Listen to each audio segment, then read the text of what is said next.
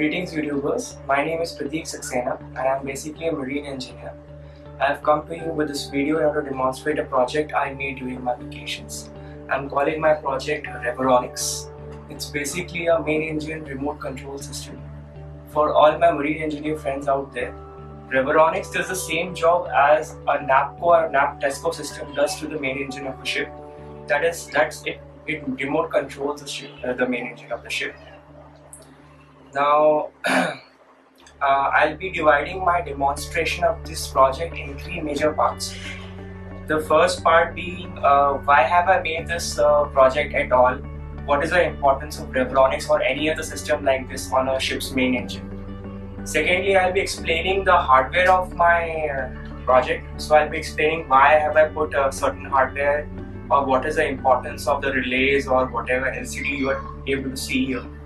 The third part of my project would be the software of the project, which is the most important, which controls everything here. So the software is basically of two parts. One is the graphic user interface or the GUI, which directly controls this thing. And the second part of the software is basically what governs the microcontroller chip, which is basically a C program. So that would be the three parts of my demonstration. Just keep watching. So moving on to the second part of my my demonstration, that is why make Reveronix at all, or what is the use of Reveronix or any other control system on board a ship. So any control system like Reveronix will have four major jobs. The first job being starting the engine, the second job being stopping the engine, the third job being reversing the engine, and the fourth job being setting the engine speed when the engine is running. So for all my non-marine engineer friends out there watching this video, I'd like to explain, or I'd like to give a very small introduction about the ship's main engine. The ship's main engine is basically a two-stroke marine diesel engine. It is manufactured either by MAN B&W or Sulzer. And in order to start an engine, the very basic is to turn the engine at its ignition RPM. So how do you turn the engine at its ignition RPM? So there are many alternatives of doing this. One of the alternatives being using electric motor, as we do it in the cars which we use at home. But for an engine of this size, just giving you a size perspective, the ship's main engine is 3 stories high, and the width of the main engine is almost the size of a commercial transportation bus, and the power it produces is almost 15,000 kilowatts for an Aframax tanker, or the tanker on which I sailed upon. So for turning the engine to its ignition RPM for an engine of that size, you'd require a very, very big motor, and it will consume a lot of power, so which is not pragmatic at all. So a solution to this problem is very simple. What you do is basically inject air in the firing order of the engine. So if the firing order of the engine to start in the ahead direction is 1, 2, 3, 4, 5, 6, to start injecting air in unit number 1, then 2, then 3, then 4, and then 5, and then 6. This admission of air in the sequence will push the pistons down, and the engine will start rotating in the clockwise direction. And if you want to reverse the engine and move the engine in anti-clockwise direction, you follow the reverse of the firing order I just told you. So you start injecting air in 5, in 6, then 5, then 4, then 3, then 2, and then 1. So in this way the engine will start rotating in the anti-clockwise direction. So for controlling this sequence in which the air is admitting inside the cylinders, this part is done by Reveronix, a control system. This is the first part of starting the engine. The second part, the stopping the engine, is pretty simple. In the ship's main engine, there's a fuel pump, and the top of the fuel pump is a puncture valve. What the puncture valve does is it punctures, as the name suggests, it punctures the suction and the discharge, as a result of which the fuel pump is not able to admit any fuel inside the cylinders, and thereby the engine stops. So this puncture valve is activated by putting an air signal on its top. And this air signal, when it is provided or when it is not provided, is controlled by the Reveronix or the main engine control system. The third part is reversing, which I already told you. If you admit air in the firing order, normal firing order, the main engine turns in the clockwise direction, and the reverse order, it turns in the anti-clockwise direction. And setting of the engine speed when the engine is running is also done by the main engine control system, and this I will explain you in the later part of the video. I am right now using a PID system for setting the speed. So the engine does not only the control system not only sets the engine speed when the engine is running, it also maintains that speed using a proportional, integral and derivative control on the ship's on the engine's fuel racks. So depending upon the load, it will adjust the fuel to the engine so that the engine speed maintains at the set speed. I'll explain this in the later part of the video. So now let's move on to the next part of the video, which is the hardware of the my project. So let's move to the hardware. Before we move on to the hardware components of my project, I'd like to bring your attention towards this pneumatic circuit diagram. It's called the diagram of pneumatic maneuvering system of a ship's main engine. Don't worry, I'm not here to explain you how this diagram works or how to trace this diagram. My point here is to explain you that this is the muscle of my control system. So having said that, I'd like to give a small analogy here between the human body and this control system. So if I say Reveronix is a human brain and this pneumatic circuit is the leg muscle, whenever the brain signals the leg muscle, we are able to walk. Similarly, whenever Reveronix triggers or signals this pneumatic circuit, we'll be able to start the engine or stop the engine or reverse the engine either in ahead direction or in astern direction. So as you can see here, right now the engine is in stop position. That means the fuel pump's puncture valves are pressurized, as a result of which no fuel admission is possible inside the cylinders, and hence the engine is in stop position. If you try to look the position I'm trying to magnify, you will find a stops direction control valve here. Now I'm calling this stop direction control valve as one of the control points. That means it is a position where the Reveronix control PCB is applying electrical signal, which in turn is producing a pneumatic signal being applied on the puncture valves, which results in the stopping of the engine. Like this, there are three other control points, namely the ahead, astern and the start control points. All of these are direction control valves, and all of these are actuated electrically with the help of the Reveronix PCB. Now for example, user wants to start the engine in ahead direction. That means the Reveronix control PCB is going to energize the ahead solenoid valve. Now this in turn tells the control circuit, the blue line as you see is telling the control circuit, the pneumatic circuit, that the user wants to start the engine in ahead direction, and hence the starting air is going to be admitted in the firing order from cylinder 1 to cylinder 6. If the user would have selected the astern direction control valve, the astern rotation of engine, the Reveronix control PCB would have energized the astern direction control valve, as a result of which is telling the pneumatic circuit that the user wants to start in the astern direction, hence admit the starting air in the order from unit 6 to unit 1. Now let's just go with the example and let's proceed with the sequence. Next in sequence would be the start solenoid valve. Now as you can see, the Reveronix control PCB has activated the start solenoid valve, and activation of this solenoid valve actually results in the process of starting of admission of air in the respective firing order as selected by the user. At this point of time, the engine starts rotating on air. Now the Reveronix control PCB is keeping a check on the RPM of the engine rotating on air. As soon as this RPM hits the ignition RPM, the Reveronix control PCB is going to withdraw the red signal and the green signal, or basically the stop signal and the start signal.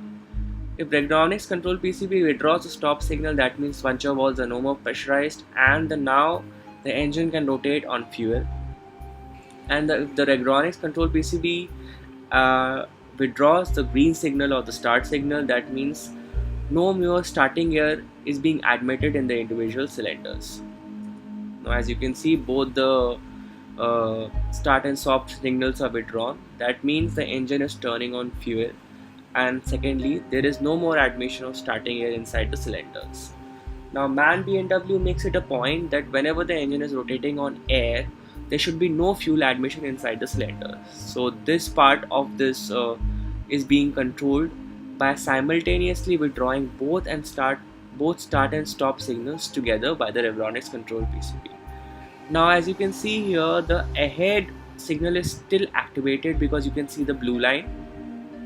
Now there is a reason to it and it has a importance, but I'd not explain this importance right now. I just want you guys to remember that after the engine picks up on fuel, this ahead signal is going to last for the next 6 seconds. So after the 6 seconds, this ahead solenoid will be deactivated. Now 6 seconds have passed and you see that Reveronix control PCB has withdrawn the ahead signal, and right now the engine is in running condition, so you see none of the control points are activated at all. So apart from these 4 control points, there's another 5th control point, which is this valve number 127, which is an emergency shutdown direction control valve. So if Reveronix control PCB applies electrical signal on this 127 number valve, it is going to do the same thing as a stop solenoid valve does. It is going to pressurize the puncture valve and it is going to stop the engine. But the stopping of the engine has a different significance to it. This is activated only when the user wants to stop the engine is in emergency situation. So this is another control point. So in order to activate this control points, we need to apply electrical signal. You would have understood this. So what have I incorporated are relays inside my hardware. So the Reveronix control PCB is basically turning the relays on and off, and this solenoids are connected to the normally open contacts of my relays. So when the Reveronix control PCB activates the relay, it is closing the contact and in turn activating the control points. Now since you've understood this diagram, I'll move on to the hardware of my project. So what you're seeing here is the hardware of my project. I'll be starting with the power source. So this is the power source of the project, which powers all the components here. So it is a power source which converts 230 volts AC to 12, 9 and 5 volts DC. I have used 3 voltage levels in DC because different components here require different voltages to operate. So for making the power source, I've used a simple bridge rectifier along with a smoothing capacitor and linear voltage regulators to produce the DC voltage. Next, I'd like to bring your attention to the microcontroller over here. The name of this microcontroller is Arduino, and it is programmed basically on C language, and this is responsible for the controlling and governing of all other components you see here. Next, I'd like to bring your attention is towards the relay board. So this is a 4-channel relay board. That means it has 4 relays. The coil operating voltage of this relay board is 5 volts. So the microcontroller orders this relay to either turn on and turn off. You can see the relay are named as start solenoid, stop solenoid, ahead solenoid and astern solenoid. As I told you in the previous part of the video, this is basically in order to control the control points inside the pneumatic circuit. So these are the 4: start, stop, ahead and astern. And for this single channel relay is for controlling the emergency stop solenoid in the pneumatic circuit.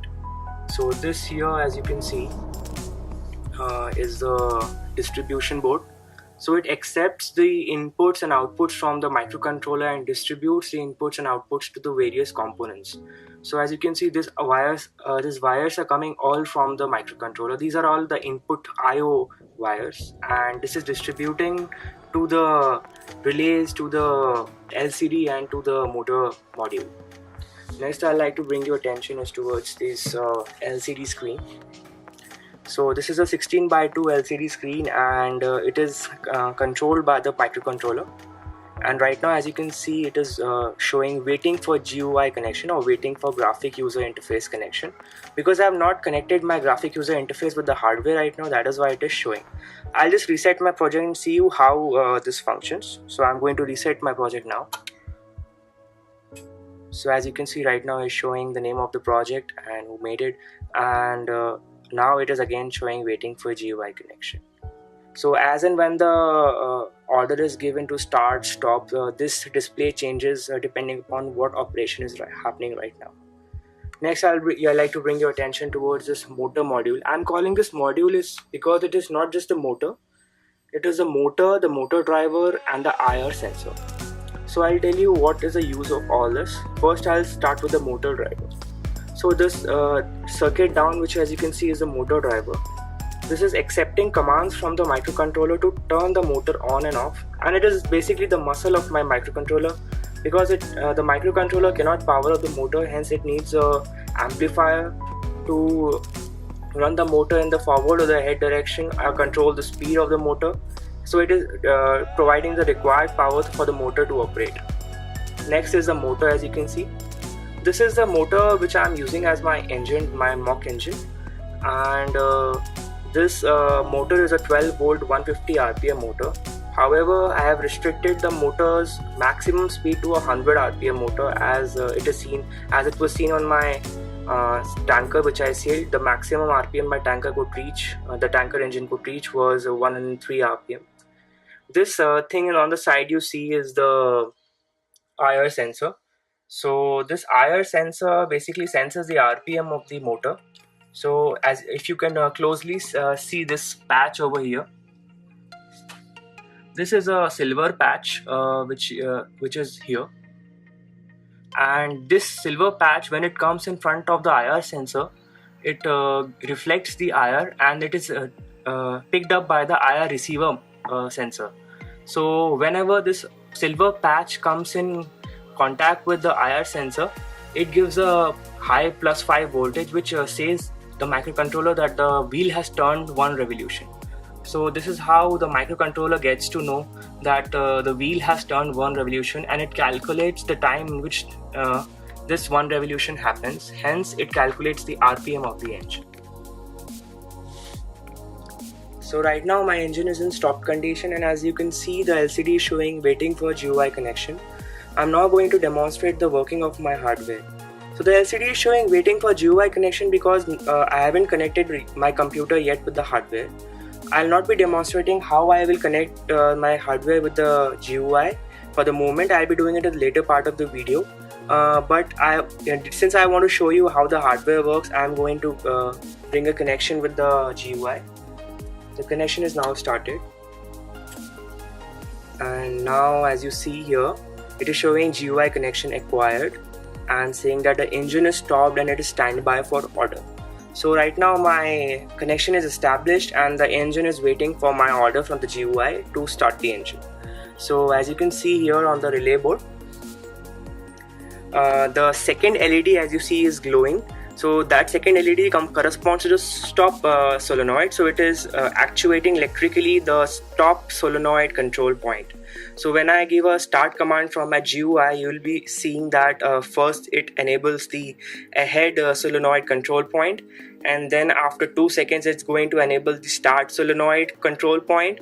After that, the engine is going to start turning on air, and as soon as it picks up on its ignition RPM, it's going to disable both the start and stop signals, and then the engine is going to turn completely on fuel.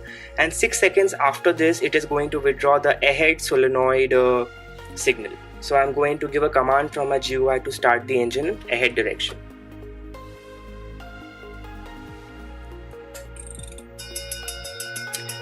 So as you can see right now, the head signal is coming and the start is coming, and now the engine is turning on air, and the head signal is gone after 6 seconds. I'd like to bring your attention towards my engine here, which is turning on dead slow speed, which corresponds to a 35 RPM speed, and it is moving in the ahead direction.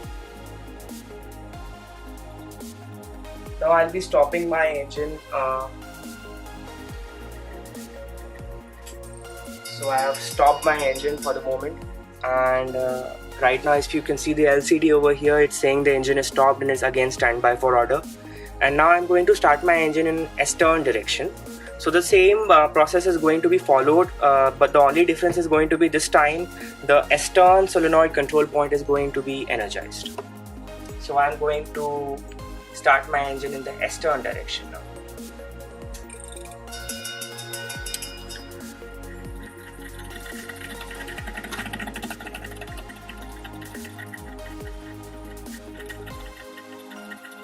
So 6 seconds after the engine started turning on fuel, the S-turn signal is gone, and now as you can see, the engine right here is turning on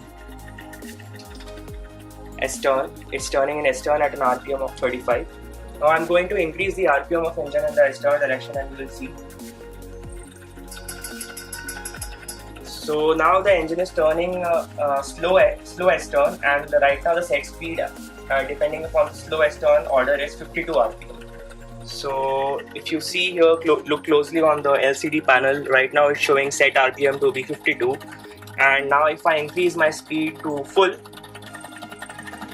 so the engine has now started rotating on 80 RPM, and you see the set RPM is 80. Now I'm again going to stop my engine, but this time I'm going to emergency stop the engine. So let's see if the emergency stop works. So now as you can see, the LCD over here, it is showing shutdown, interlock, emergency stop, and you can see here the I'll just yeah.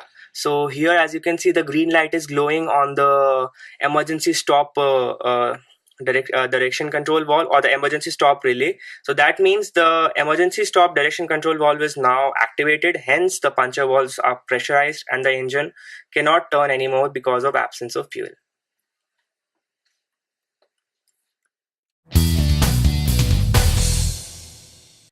So I welcome you to the software demonstration section of my video.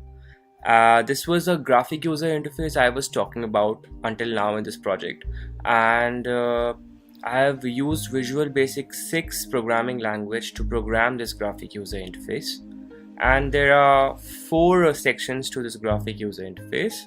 The first being the speed order section, the second being the interlocks shutdown section, the third being the governor section, and the fourth being the remote indication for the control point section. Now moving to the first section of my graphic user interface, which is a speed order. Here you can see 4 things. The first thing is the telegraph handle over here. The second is the ahead and the S-turn command buttons. So whichever command button you press, whenever you try to start the engine starts in the selected command button position. So if I right now select ahead and I try to start the engine will start in ahead, and if I click S-turn and I now try to start the engine will start in S-turn. So just let it be in the ahead direction for the moment. Now this slider you see over here is a speed adjust slider. So once the starting sequence of the engine is complete and the engine is running in dead slow RPM, and you want to increase the speed, like dead slow RPM corresponds to 35 RPM, so now you want to increase the speed to 37 RPM, you can use this slider for that purpose. So if you click this slider twice, then 1 RPM at a time, the engine will increase its speed to 37 RPM. This is the indication labels here. So the first label is a current speed label, and it is showing the current speed of the engine. So it is receiving the current speed from the IR sensor installed in the hardware, and the microcontroller is calculating the current RPM, and it is sending a feedback to this GUI.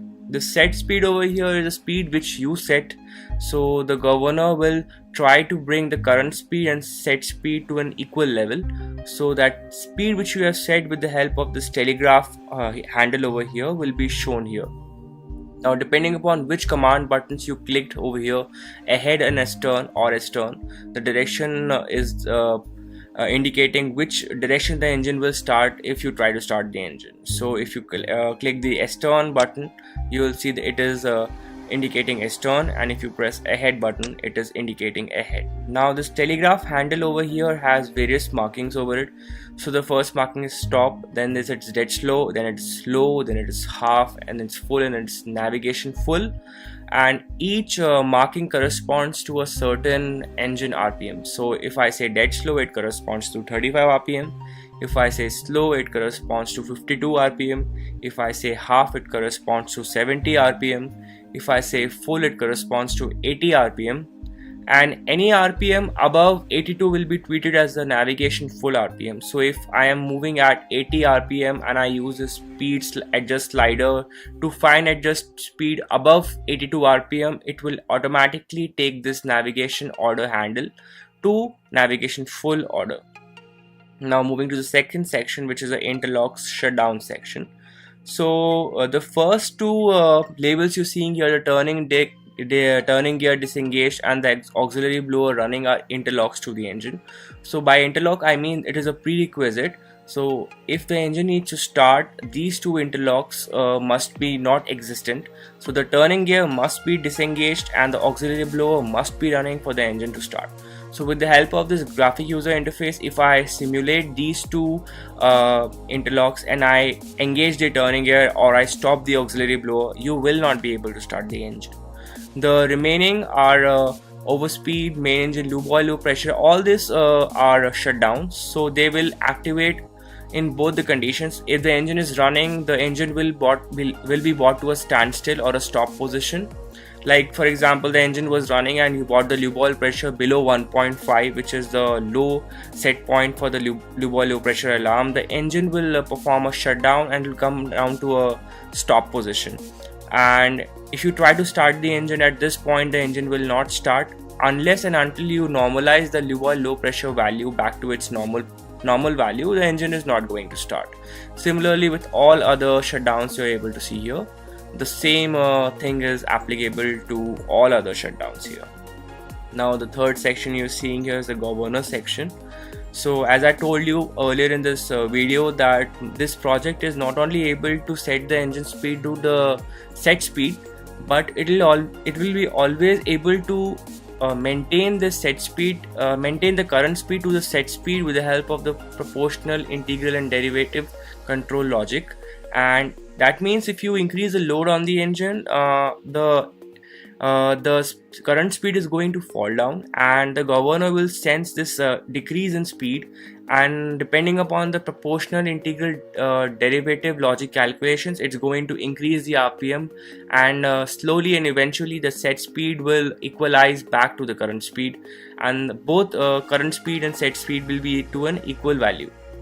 Similarly, if you unload the engine, the current speed is going to increase, the engine is going to overspeed, and this will be sensed by the governor, and the governor will try to bring back the current speed back to set speed by decreasing the fuel admission to the engine.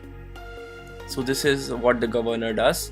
And as you can see, this panel has three limiters over here: manual max limit, torque limit and min limit.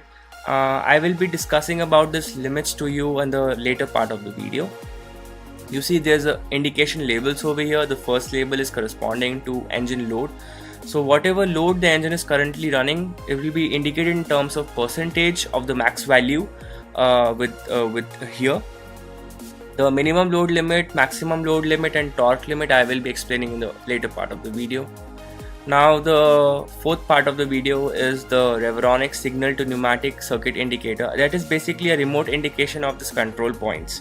So it is possible that this relay board is not or not present in an accessible location. So you'll not be able to see the relay board very conveniently. So the hardware sends a feedback to the graphic user interface whenever it actuates a relay. And you see this circle over here. Whenever any relay is activated, this circle will go green. That means that particular relay is activated. So it is basically a remote indication. So there is no need of physically going there and checking the relay board. You can check it all here visually. This small button you're seeing here is for the emergency stop. So once the engine is running and there is some emergency situation and you want to stop the engine then and there, you'll be able to stop the engine using this emergency stops, and no matter whatever speed the engine is running, the engine will come down to a 0 RPM or to a stop position. So as you can see here, right now the hardware is not connected with the software, hence you are seeing an offline waiting for connection status over here. And in order to connect my hardware and software together, I'm using a USB cable. So I'm going to now connect the USB cable with the hardware and my computer.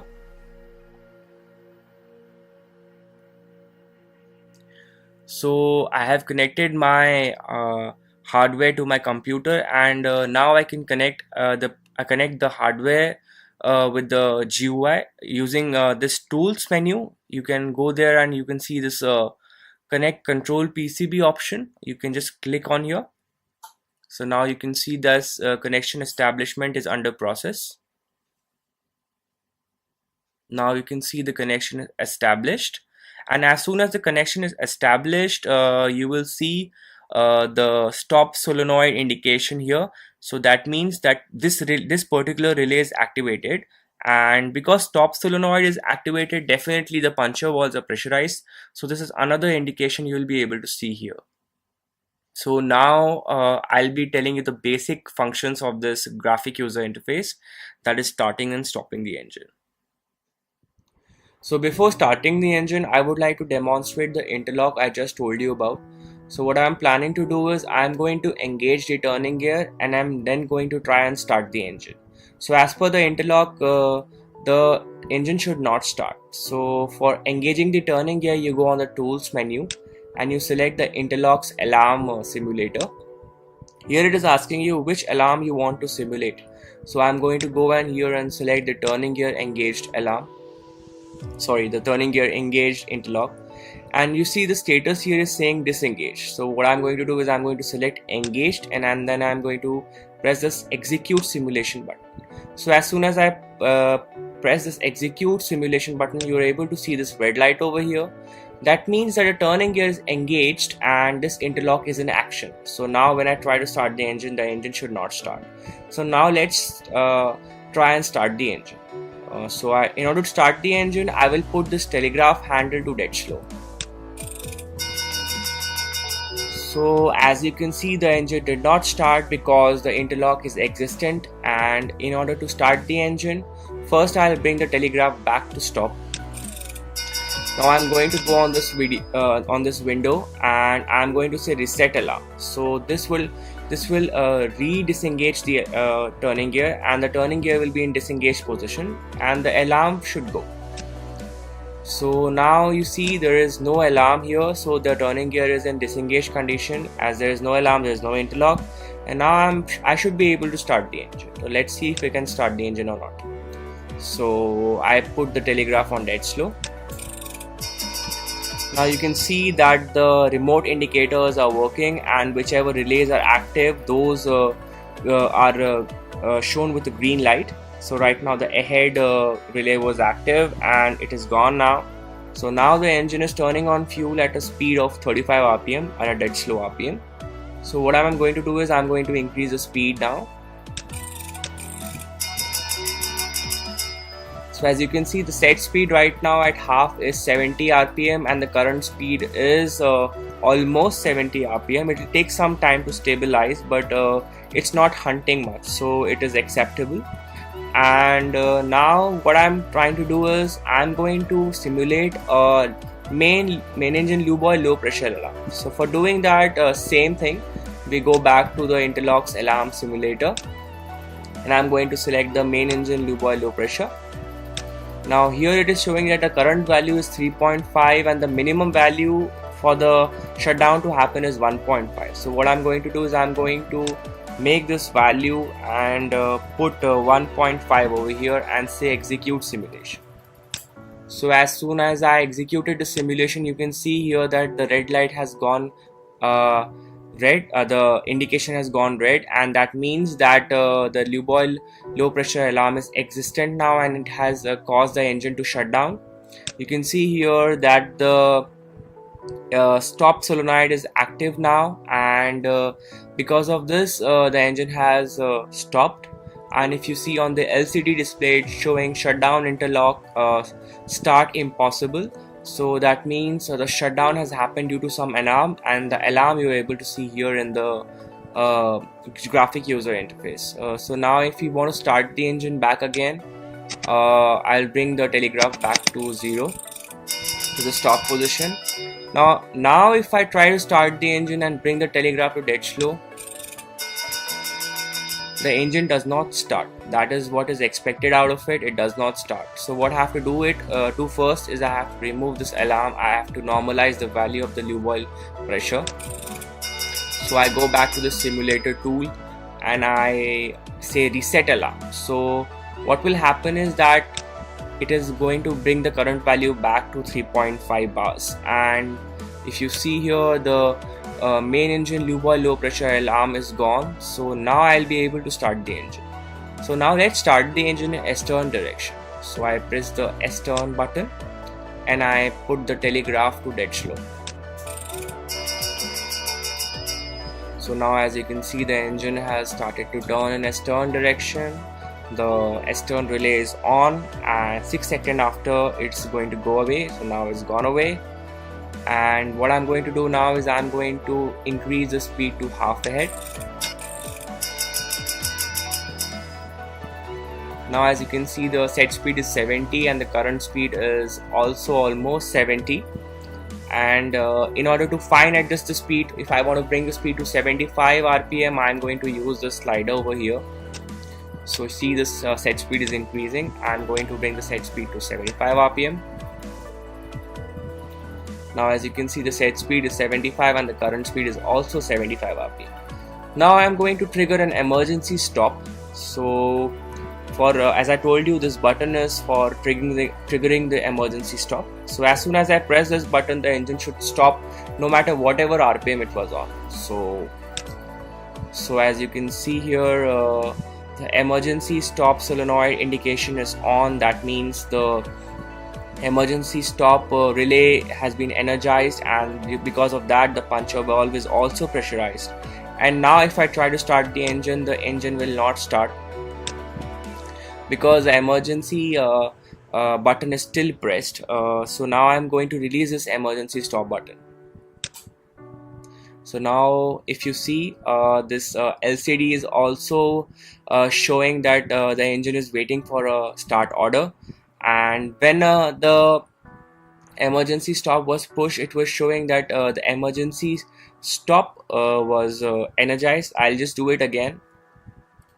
So now if you see the LCD over here, it's showing that the emergency stop has been pushed and the engine will not be able to start now.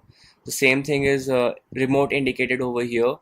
And if you go and see the relay physically, you'll see the red light over on the relay. That means that relay is energized and the engine can no more start. So I'm going to reset this emergency stop now.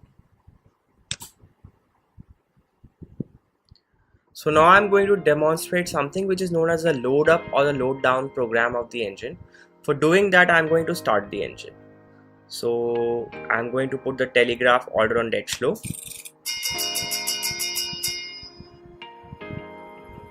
So as you can see here, now the engine is started, and I'm going to increase the engine speed to half a head. So the engine has its speed increased to half a head, and I'm now going to full. Now up till now, as you would have noticed, that as soon as I am changing the RPM order, the governor is immediately increasing the speed of the engine to the RPM order. So as if I say 80 RPM, the governor is directly taking the engine to 80 RPM without any delay. But after a certain RPM, in this project I have kept it to 82 RPM. So after 82 RPM, if I try and increase the RPM order, if I try give a new RPM order, say 85 RPM, it is not, the governor action is not going to be that prompt. So it is going to take some time before it reaches that RPM, and during that time it is going to show a load up program indication. So let's do that. Now let's bring the speed to 82 RPM. So up till 82 RPM there is no problem. As soon as the RPM order is given, it is followed by the governor and it increases the fuel to increase the speed. Now as soon as I now go to 84 or 85 RPM, this action of this governor is not going to be that prompt. Let's try it out. So as you can see, the loader program has started, and the governor hasn't increased the speed that rapidly. It is taking some time to do that. Now if you could just look at the LCD display here, I'll be increasing the RPM to 90 RPM now. So as soon as I've increased the RPM, the set speed on the LCD is not changing to 90 RPM. It is slowly increasing towards the 90 RPM.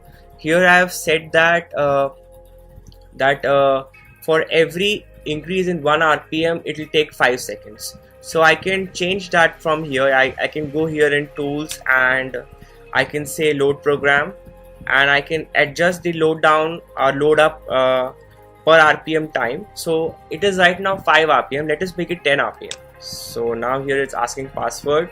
So I'll enter the password. Now it is asking enter load program time per RPM in seconds. So right now it is 5. Let's make that as 10, or let's make it as 7 seconds. So it says that the load time to increase and or decrease the RPM is changed to 7 seconds. And now if I change the RPM to 95, it is going to take little more time to increase the RPM to 95. So as you can see, the set speed on the LCD is not that prompt. It is taking some time to change to 95 RPM. Now see, the time has increased, and this process of increasing the speed to 95 RPM is changed. So what I can do is I can also disable this load program. If I don't want this loading up time, I can just go there in tools and say load program, and I say load program disabled. So I need to enter password for this. So I'll enter my password. So it's now saying that the load program is now disabled. So now if I change the speed to 90, there is no load program, and it is changing the speed from 95 to 90 promptly. So it is loading down that promptly. So it is not taking any time at all. Similarly, if I increase the speed to 95 RPM, it is not invoking any load up program, and it is promptly increasing my speed to the set speed. Now if I re-enable the load program and now try and decrease the speed to 90 RPM, now you see here is a load down program which is taking place. So as it took time to increase the speed, the same time is going to be taken to decrease the speed. Now this load down program is applicable until only 83 RPM. So if the operator brings the speed from 95 RPM till 83 RPM, the load down program is to load down the speed in the 7-second interval. But if I rapidly change this to 80 RPM, if the operator selects the full ahead speed or the 80 RPM, there is no load down program which is going to occur, and the engine is straight going to go from whatever RPM to 80 RPM. So let's try that. So until 83 RPM, this load down program is going to come. Now if I change my order to full, see, the load down program has cancelled and my RPM has straight come down to 80 RPM. So that was about the load up and the load down program. So now I'm going to demonstrate to you the governor section of my GUI. And as you can see here, right now the engine is running at 80 RPM and both the set speed and the current speed are equal. So what I'm going to do is I'm going to go to tools and I'm going to go to this PID parameters for governor option, and I'm going to click it. So what you see here is a new dialog box which is for setting the governor speeds, and I would like to bring your attention towards this graph over here. Now this graph over here represents the current speed and the set speed of the engine. So the green line which you're seeing is the current speed of the engine, and in between the red patches you're seeing, that is the set speed. Because the current speed is hunting a little bit, in between you are seeing a red line which represents the set speed of the engine. So in order to make it more clear, I'm going to reduce the engine RPM to half, and then you can observe the current speed and the set speed lines differently. So then if I move to half, you see the red line is the set speed and the green line is the current speed. As you can see, the green line is moving gradually towards the red line, and this is called the governor action. So as am I ordering the governor to bring my current speed down, it is gradually bringing the current speed down to the set speed. So now if I reduce the speed even further to slow ahead, which is 52 RPM, You see the governor response over here, and the current speed falls down gradually to 52 rpm. Now what am I planning to do is I'm going to increase the load on my engine. How am I going to do it is I'm going to hold the rotor of the motor, and by holding the rotor of the motor, the load on the engine is going to increase, and I'm expecting that the governor will sense this increase in load because of the drop in RPM, and it's going to increase the fuel to the engine to bring the current speed back to set speed. So now I'm going to hold the rotor. So as you can see, the current speed has fallen down and the engine load is increasing, and the governor has brought the current speed back to the set speed. Now at this point of time, if I just leave my rotor, you will see an overshoot in RPM. So I'm going to leave the rotor of my motor. So you see an overshoot in the current RPM, and the governor senses this overshoot and it brings the current RPM back to set speed. So this is called the corrective action which the governor is doing in order to match my current and set speeds. So for no load condition, you're seeing the engine load as 30%. This 30% load corresponds to the current speed. So for bringing the current speed to 52 rpm, a minimum of 30% of fuel has to go inside the engine to run it to that speed. And if I increase the load on my motor by holding the rotor, so I'm going to do that, you see that the load is increasing and the governor is acting and increasing the fuel to bring the current speed and set speed back to equal positions. So as you understood the action of the governor, now I'd like to explain you these three limiters which I told you that I explained in the later part of the video. So the three limiters, as you see here, it's called the manual max limit, the torque limit and the min limit. So before starting to explain these three limits, I'd like to give you a very small analogy here. So a governor is like a mad dog without leash, and if I load the engine, the governor is going to bring my fuel up and down without any control to bring my current and set speed to an equal value. So if I just hold the rotor completely to so that the engine doesn't move at all, the governor is going to send maximum fuel to the engine. So I don't want this thing to happen. Similarly, if I keep on decreasing the speed and I bring my slider here to 0, the governor is going to decrease my fuel so that the engine stalls and the engine stops completely. So this is also undesirable. So for handling these two conditions, I am having a minimum limit and a manual maximum limit. So I'm going to demonstrate the minimum limit here.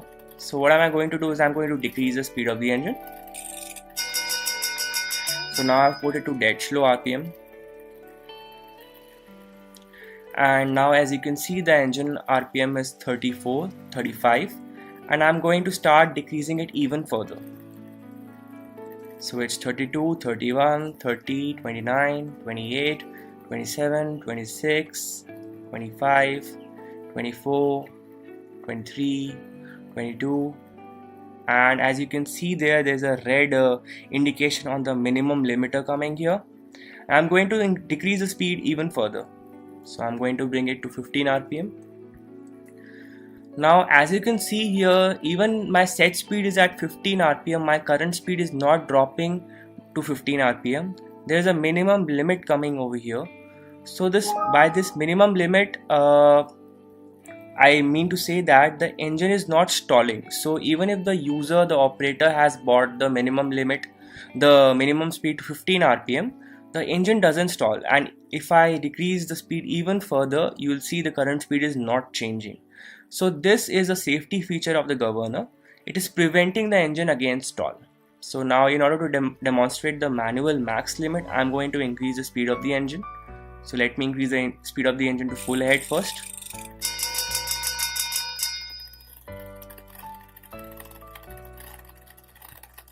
So now as you can see, the engine RPM is increasing and it has come to 80 RPM almost, and I'm now going to increase it even further.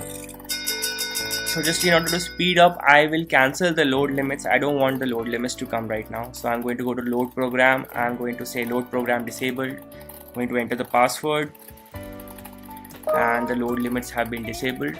And now I'm going to increase my speed to the maximum value the slider can go. Let it be 110 RPM.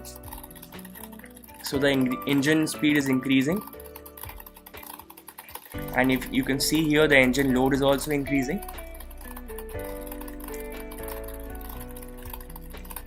So now the engine load has come to 83, 84, yeah. And now as you can see, there's a red light on the manual max limit. So as per here, the maximum load limit is set to 85%. And if you see here, the current speed is at 100 RPM and the set speed is at 110 RPM. So even if the set speed is way above the current speed right now, but the governor is not allowing the engine to rotate at this 110 RPM because the manual max limiter has come into play. So it is limiting the engine load to go beyond 85%. So this is another safety feature. So it is not going to load up the engine to 100%, which is pretty dangerous. So I have limited the maximum load to which the engine can go at 85%. So this is how the manual max limit works. Now I can increase this manual max limit. I can say I can bring it to 90%, and I can do it from here. I can go to tools, and then I'm going to go load limits, and I'm going to say set maximum load limit. Now I'm going to enter the password. And right now the manual max load limit is at 85%, as you can see here, this green line. So I'm going to make it 90. So now if you see, the engine load has started increasing above 85 and it's gone to 90, and now the manual max limiter has come, and you can see the current speed is a little above 100 RPM. It was at 99 RPM at the 85% mark, and for the 90% maximum load limit, it has come to 101 RPM. Now I'm going to increase the load limits even further and push it to 100. Say 100 is the maximum load which the engine can go. Now you see the engine load has all started again to increase, and now it is going to 100% of the maximum load, and you see the current speed has come to 108 RPM, and now is when the manual max limit has triggered. So that is how the manual max limit works. What I'm going to do right now is I'm going to normalize it to the original value. I'm going to make it again 85%. So by doing this, you can see the current speed has dropped from 107 RPM to 99 RPM, and the engine load is maximized out to 85%, and you will see the manual max limit come. So I have demonstrated you how the minimum limit works, how the maximum limit works. Now left is the torque limit.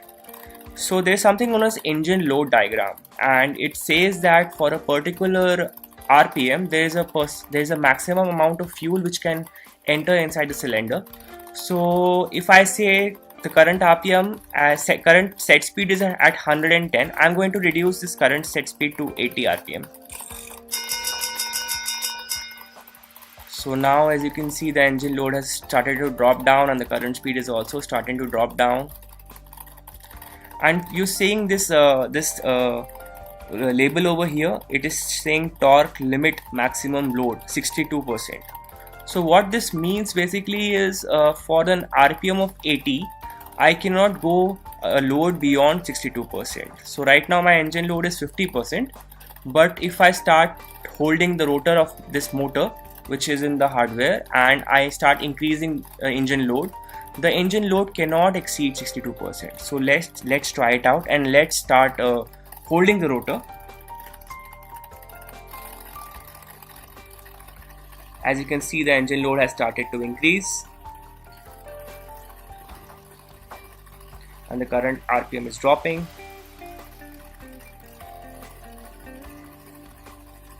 Yeah, and now you see at around 62 RPM, at 62% of the max engine load, the engine load is stopped. It is not increasing any further. And now if I start to increase the engine load, if I hold the rotor of my motor even harder, the RPM falls down but the load doesn't increase, and you're seeing that the red light is there on the torque limit. So this is a torque limiter which says that for a certain RPM there's only an allowable certain load of the motor. So now I have left the rotor of my motor, and you can see the engine load has again started to drop below that 62% mark, and my torque limit has gone. So these are the three limits on the governor. So it is called the manual max limit, the torque limit, and the minimum limit. So the governor, as I told you, is working on a PID logic over here.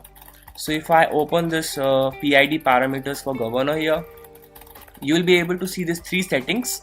It is saying the proportional control, the integral control, and the derivative control settings. And right now this settings is at 0.2 is the proportional control setting, 0.8 is a integral control setting, and 0.3 is the derivative control setting. So I can very well change this constants, and I let you know what happens. So this parameters I have got by tuning the PID of the system. So anything above or anything below, whatever change in the RPM will not be as smooth as it is happening. I'll show you how smooth it is right now. So if I bring the speed from full ahead to a half ahead, you are seeing this. So see how smoothly the current speed is dropped down to the set speed, and this change in the current speed is governed by these three parameters over here, which I have found by the method of tuning the PID. Now if I just simply go here and change my proportional control and integral control and derivative control to any value I feel like, and I say apply settings, now you see the LCD, it's showing the new PID values. And if I now happen to change the RPM, you're seeing the engine has started to hunt. The current speed is not coming down to the set speed, and this is happening because this proportional integral derivative control constants is not tuned. It is any random values. So this is the importance of these three parameters which I have set in the PID.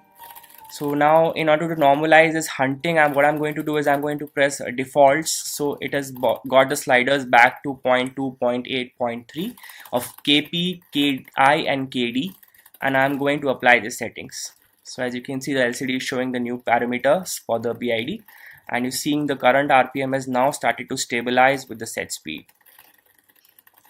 So I'm using an adaptive way of tuning the PID. So even if the engine is running, you can, during the runtime of the engine, you can change these three parameters, and changing these three parameters will change the behavior of the current speed with respect to the set speed. So with this, I'd like to end my demonstration of the project, and I hope I was able to make you understand how my project works, and I'd really like to thank you a lot for your patient listening. Thank you very much. Good day.